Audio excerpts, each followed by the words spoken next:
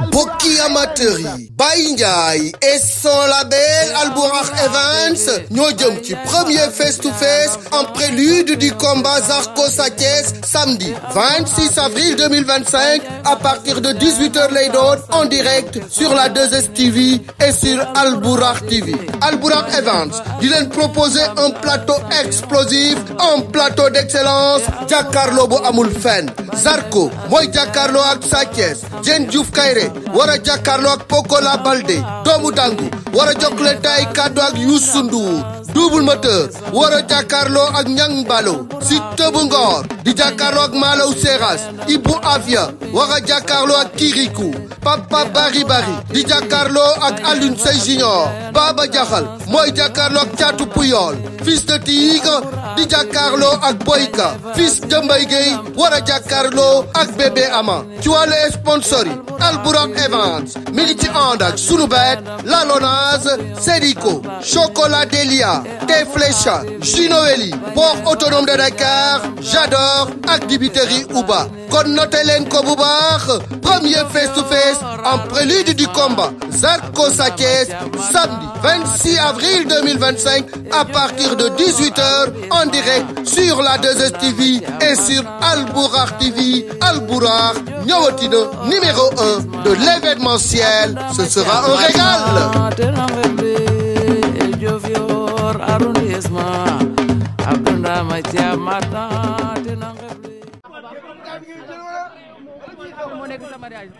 kontaan rek ak bëgg di ñaan yàlla gudd fan ak wér ak sëy bu barkeel incha allah yàlla bàyyi ma ak sama jabar incha allah rabbi ma sàmm ko yiir ko aar ko teg ko ci yoon ba ku ko gis di nga ko naw incha allah.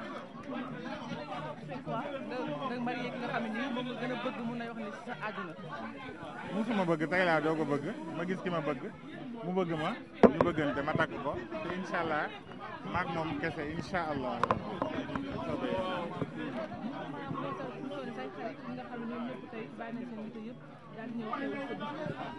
samay xarit maa ngi leen di gërëm jox ko teg ko ci loxo Cheikh Tidiane ak Ibou Fall ñu tas kii séddaleel ma ko ñëpp vraiment parce que nit yu baax lañ soutenir nañ ma ci lépp ñëpp taxawu nañ ma am na ñoo xam ne bàyyi nañ seen lépp topp ma ba léegi muy Aziz sama assistant personnel ak sama photographe Ahmedina Aziz Malick Prod sama vidéaste ak équipe bu I plus ñëpp tout le monde je remercie tout le monde.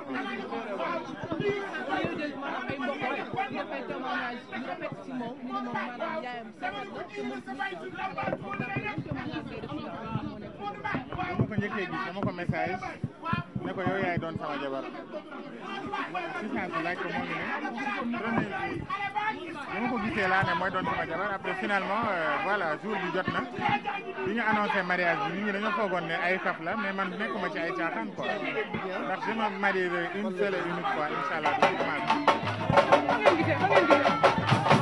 moom bu génn bu dem fenn rakkam bu jigéen moom ma ko présenté muy Rila ci moom laa gisee ba ma ko gisee ci internet ba léegi laa ne mooy doon sama soxna daal non du awa yaay mooy yaay yeneen jabar yi moom sama jabar rek la point may remercier décoratrice bi muy c'est mon jour Kumba ak Bamba Ndiaye pour le cocktail ak Papi sama rak bu décoré sama kër yaay ak ñëpp ñu jàpp organisation bi tout le monde. Demain lundi ma def mariage civil fële ca place de l'Obélisque restaurant Boul Heure ma invité ñëpp incha allah mais foofu moom xam naa ne bu ngeen ñëwee di ngeen gis Wally waaw xam naa dafa amagul jot ñëw rek incha allah taxawaayam waaw taxawaayu ñëpp rek su ma ne gis ko ñëw na wuy sama ak ñeneen comme ni ñëpp ñëwee Cheikh Tidiane a ngi ci Wally bi benn la rek.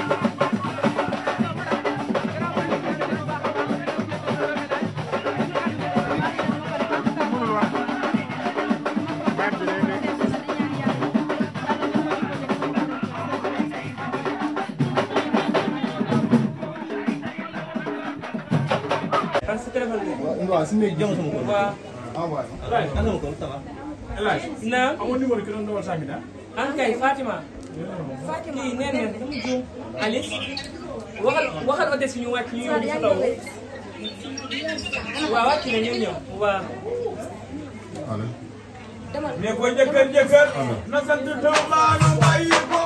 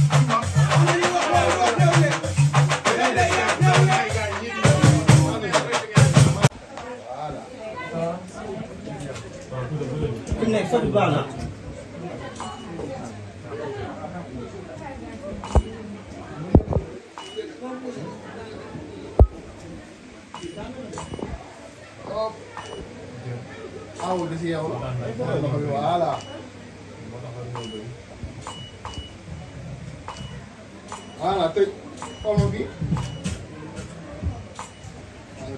xam nga ni bii kumpa du fanaan bi di fam daan di fam moral. ala bi tere yaayam séeri bi. xam nga daal lii wul ñu lekk tuuti après ñu continuer.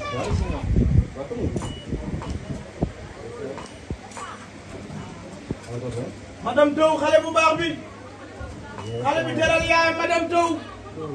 boo toogee gën séeri bi gi. xam nga ni bi gi macha allah. teral la yaayam de.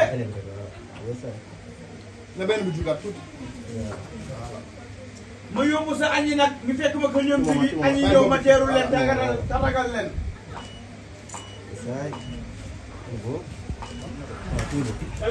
oui. yow commencé ba.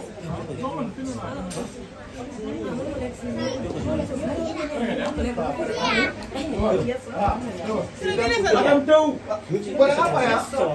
mun naa jël.